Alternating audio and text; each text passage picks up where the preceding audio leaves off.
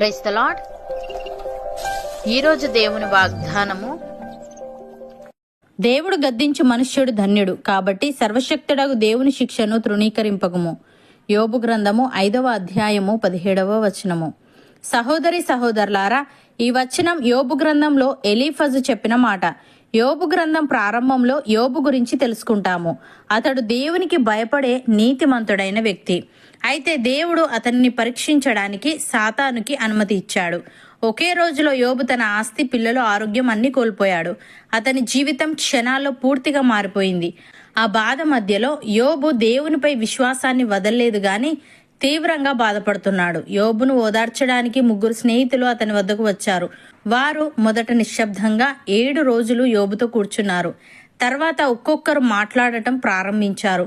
అలా మాట్లాడుతున్నప్పుడు ఎలీఫజు యోబుతో ఈ మాట చెప్పాడు: దేవుడు గద్దించు మనుష్యుడు ధన్యుడు, కాబట్టి సర్వశక్తుడగు దేవుని శిక్షను తృణీకరింపకము అని. ప్రియులారా, ఎలీఫజు చెప్పిన ఈ మాట సరైనదే, కానీ ఆ సమయంలో యోబుకి ఇది వర్తించదు. ఎందుకంటే యోబు పాపం వల్ల ఆ బాధలు రాలేదు. దేవుడు యోబు యొక్క విశ్వాసాన్ని పరీక్షిస్తున్నాడు కాబట్టి వచ్చాయి. ఎలీఫజు మాట యోబుకు వర్తించకపోయినా దేవుడు మనల్ని క్రమశిక్షణలో పెట్టవలసి వచ్చినప్పుడు ఇది మనకు సరిగ్గా సరిపోతుంది. దేవుడు గద్దిస్తే అది కోపంతో కాదు, ప్రేమతో. మన తప్పులను సరిదిద్దే తండ్రిలాగా దేవుడు మనకు దారి చూపుతాడు. గద్దింపు అంటే ఆయన మనల్ని విడిచిపెట్టలేదు, ఆయన మనపై దృష్టి పెడుతున్నాడని అర్థం.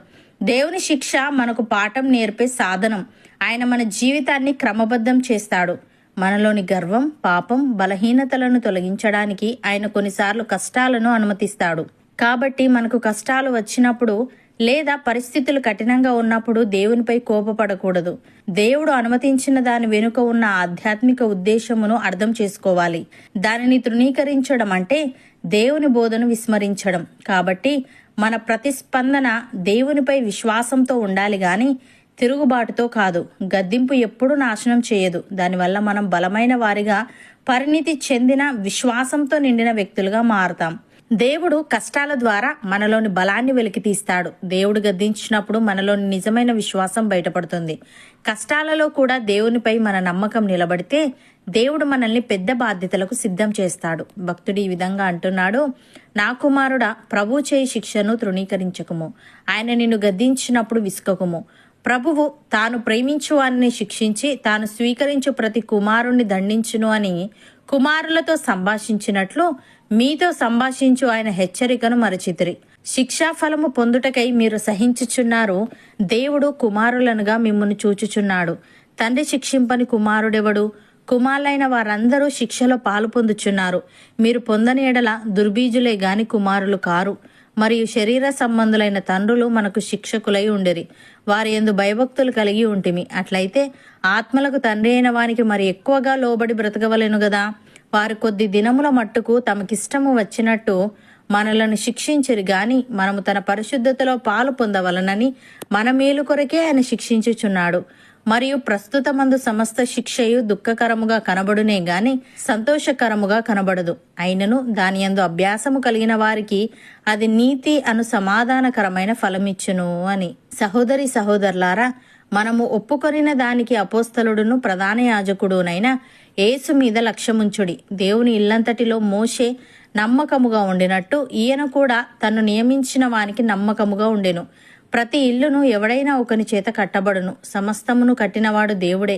ఇంటికంటే దానిని కట్టిన వాడెక్కువ ఘనత పొందినట్టు ఈయన మోషే కంటే ఎక్కువ మహిమకు అర్హుడుగా ఎంచబడెను.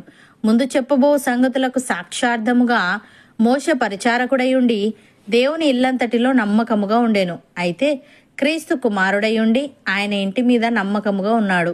ధైర్యమును, నిరీక్షణ వలని ఉత్సాహమును తుదమట్టుకు స్థిరముగా చేపట్టిన ఎడల మనమే ఆయన ఇల్లు. నమ్మినవారు నాతో పాటు ప్రార్థనలో ఏకీభవించండి. పరిశుద్ధుడా, ప్రేమగల తండ్రి, నీవు గద్దించు మనుష్యుడు ధన్యుడని, కాబట్టి సర్వశక్తుడవగు నీ శిక్షను తృణీకరించకూడదని మమ్మల్ని క్రమశిక్షణలో పెట్టవలసి వచ్చినప్పుడు మాలోని గర్వం, పాపం, బలహీనతలను తొలగించడానికి నీవు కొన్నిసార్లు కష్టాలను అనుమతిస్తావని, నీవు గద్దించడం అంటే మమ్మల్ని విడిచిపెట్టడం కాదు గాని నీవు మాపై దృష్టి పెడుతున్నావని అర్థమని తెలియజేశావు. తండ్రి, నీకు స్తుతులు.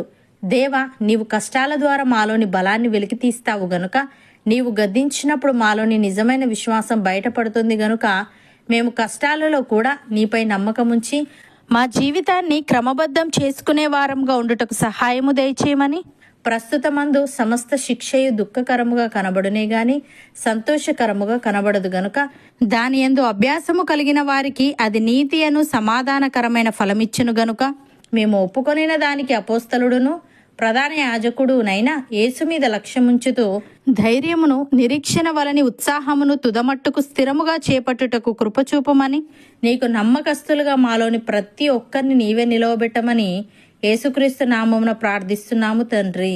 ఆమెన్.